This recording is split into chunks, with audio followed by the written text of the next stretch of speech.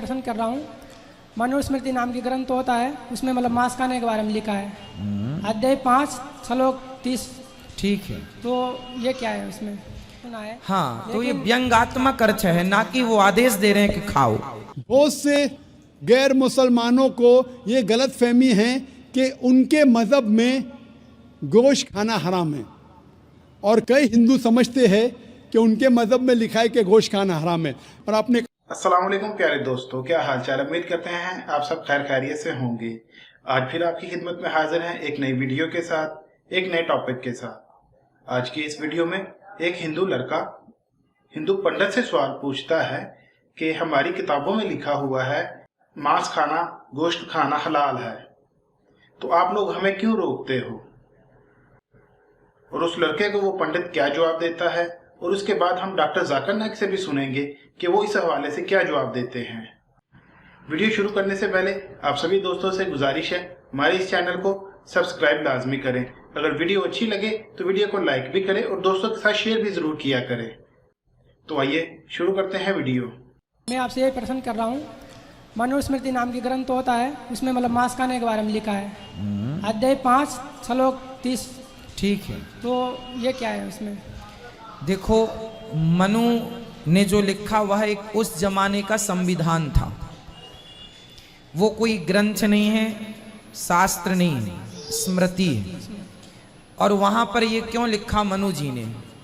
मांस खाने का एक ही शब्द के, एक ही श्लोक के व्यंग्यात्मक अर्थ भी होते हैं। जैसे कोई मांस खाने वाला है, तो जैसे मैं कथा में व्यंग करता हूं कई बार, जैसे कोई मांस खाने वाला होता है ना, तो मैं उनसे व्यंग कैसे करता हूं, क्यों मांस खाते हो?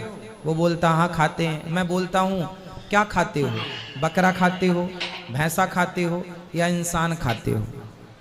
ये मैं बोलता हूँ ना, तो मुझे पता है ना कि इंसान तो खाता नहीं होगा ये, फिर भी मैं बोल रहा हूँ।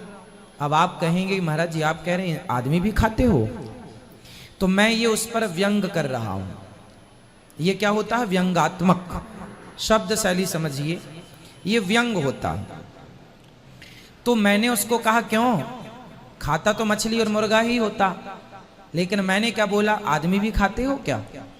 खाता नहीं होगा वो, लेकिन मैंने व्यंग मारा। उसी तरह मनु जी ने कहा है कि जो लोग मांस खाते हैं तो उनको भी कह दिया, जो बकरा का खाते हैं उनको भी कह दिया, क्यों गाय का भी मांस खाते हो?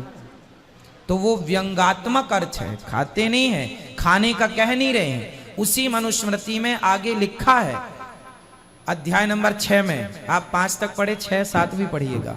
मैंने न्यूज़ पढ़ा था, उसमें लिखा है कि मांस नहीं खाना चाहिए। वो जो अर्थ हैं वो व्यंग कर रहे हैं उन पर जो खाते हैं। जैसे मैं खाने वालों पर व्यंग करता हूँ, जैसा कि कई बार कक्षा में मैंने प्रश्नोत्तरी में ये व्यंग लोगों पर किया है। हाँ, मैंने सुना है। हाँ, तो ये व्यंग्यात्मक अर्थ है, ना कि वो आदेश दे रहे हैं कि खाओ। बहुत से गैर मुसलमानों को ये गलत फहमी है कि उनके मज़हब में गोश्त खाना हराम है, और कई हिंदू समझते हैं कि उनके मज़हब में लिखा है कि गोश्त खाना हराम है। और आपने कहा कि हमारे धर्म में गोश्त खाना हराम है। भाई साहब, आपको आपके धर्म का इल्म कम है, इसीलिए मैं कहता हूँ कि हिंदुइज्म जानने के लिए हिंदू की तरफ मत देखिए, हिंदू ग्रंथ का मुताला कीजिए।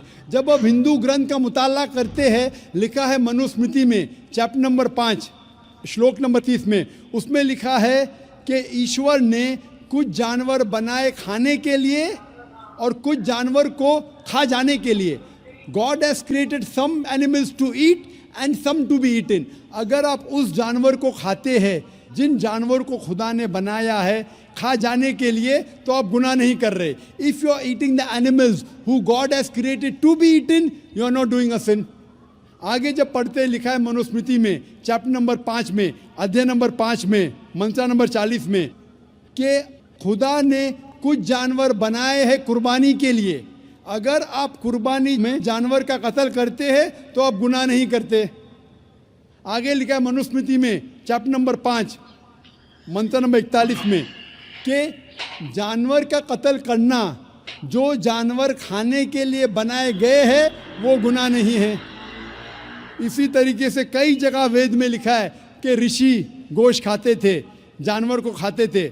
वक्त नहीं है डिटेल में बात करने का, लेकिन अगर आप महाभारत पढ़ेंगे अनुशासन पर्व चैप्टर नंबर 88, इसके अंदर युधिष्ठिर जो पांडव का एक भाई था वो पूछता है भीष्म से कि हम यज्ञ में, पूजा में क्या खाना दे भगवान को, ईश्वर को, ताकि हमारे पुरखों को संतुष्ट मिले।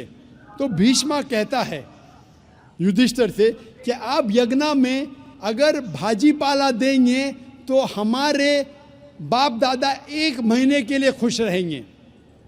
अगर आप मच्छी देंगे 2 महीने के लिए, अगर आप खरगोश देंगे 3 महीने के लिए, अगर गोश्त देंगे तो 4 महीने के लिए, अगर आप बेकन देंगे तो 5 महीने के लिए, अगर परिंदे का गोश्त देंगे तो 6 महीने के लिए, अगर हिरन का गोश्त देंगे तो 7 महीने के लिए। पूरा मेन्यू है, माशाल्लाह बड़ा मेन्यू है।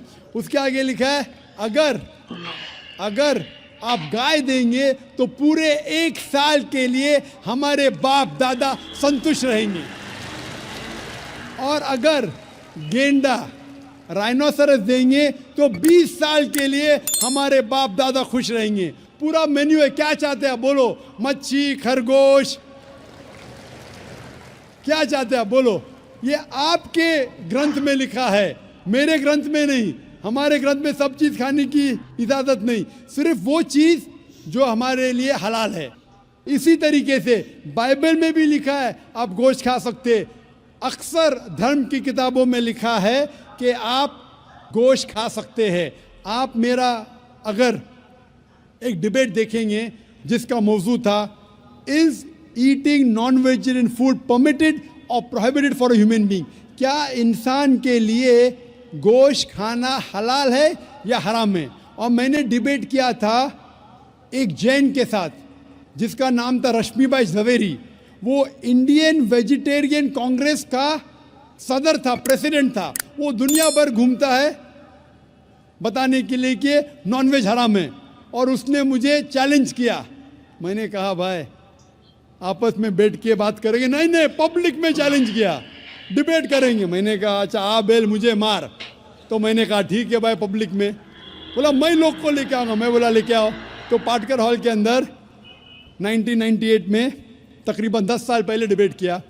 वो देखेंगे सारी डिटेल्स है। लेकिन हिंदू मज़हब की किताब में ये लिखने के बाद कि गोश्त खा सकते, फिर भी कुछ हिंदू शाकाहारी क्यों हैं, वेजिटेरियन क्यों है? क्योंकि वो मुतासिर हो रहे थे बाकी फ़लसफ़े के साथ जिसमें कहा गया है नॉन वायलेंस। और कुछ जैन मानते कि ईटिंग नॉन वेज इज़ हराम, इज़ प्रोहिबिटेड।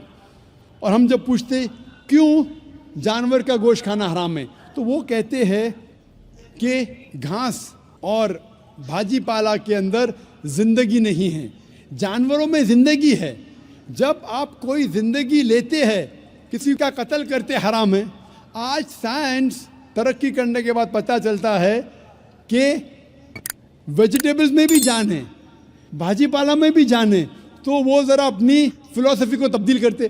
ठीक है, हम जानते हैं कि वेजिटेबल्स में जान है, लेकिन वेजिटेबल्स डोंट फील पेन, वो दर्द को महसूस नहीं करते।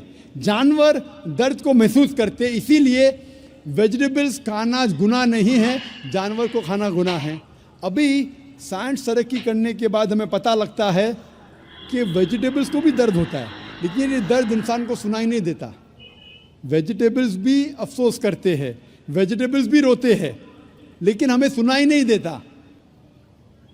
तो अभी उनका फ़लसफ़ा बदल गया। वो कहते हैं अच्छा ठीक है, हम मानते हैं कि वेजिटेबल्स में जान है, वेजिटेबल्स को दर्द महसूस होता है, लेकिन वेजिटेबल के पास तकरीबन 3 सेंसेस है, जानवर के पास 5 सेंसेस है। इसीलिए जानवरों की जान लेना बड़ा गुनाह है बनिस्बत वेजिटेबल्स की। मैं कहता हूँ सिर्फ डिबेट के तौर पे, argument, for sake of argument, मैं आपकी बात मानता हूँ क्या वेजिटेबल्स के 3 सेंसेस है और जानवर के 5 सेंसेस है। मैं उस शख्स से सवाल करता हूँ कि मान लो आपका छोटा भाई गूंगा और बहरा पैदा होता है। वो सुन नहीं सकता है, बोल नहीं सकता। जब वो बड़ा होता है तो एक इंसान आपके छोटे भाई का कत्ल करता है, क्या आप जाके जज से कहेंगे मी लॉर्ड इस कातिल को कम सजा दो क्योंकि मेरे भाई के पास 2 सेंसेस कम थे, वो सुन भी नहीं सकता था और बोल भी नहीं सकता था? आप उल्टा कहेंगे मी लॉर्ड जज इस कातिल को डबल पनिशमेंट दो। तो जी दोस्तों, कैसी लगी आपको ये वीडियो? उम्मीद करते हैं आपको पसंद आई होगी। पसंद आई है तो वीडियो को लाइक जरूर की। अगर पसंद आई है तो वीडियो को लाइक जरूर करें और दोस्तों के साथ शेयर भी जरूर करें। आपसे मुलाकात होगी इंशाअल्लाह ताला अगली वीडियो में। तब तक के लिए अल्लाह हाफिज।